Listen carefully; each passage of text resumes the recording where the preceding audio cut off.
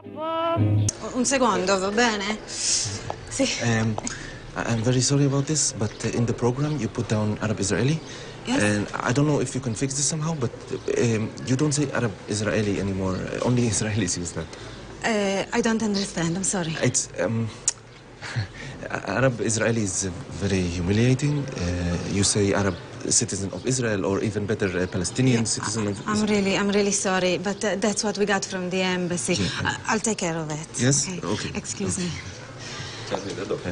Allora, adesso il scrittore ci legge un po' dal suo libro, prima nel lingua originale e poi in italiano. Prego. אני רואה איך אתה מסתכל עליי.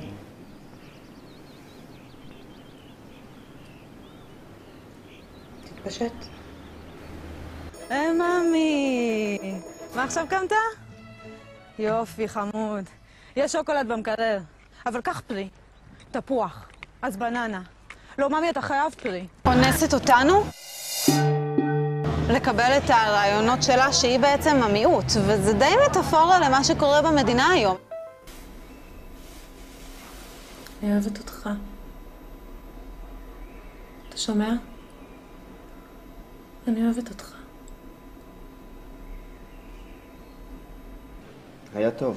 בעצם חשבתי, הסרט שלי הוא הולך להיות על אישה, שהיא בעצם זונה, והכל, כל העניין זה היא בים, ועוד חסרים לי כמה דברים, אבל בגדול זה העולם הוויזואלי שנוגע לא נוגע. שירי, תשלחי לי שאני קוטע אותך, אוקיי?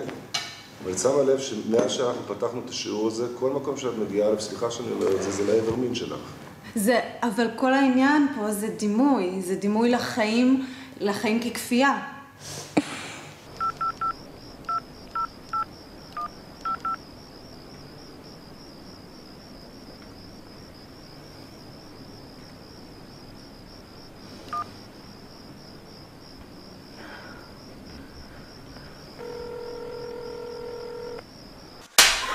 תסתמי הזונה, איתך אני אפילו עוד לא התחלתי.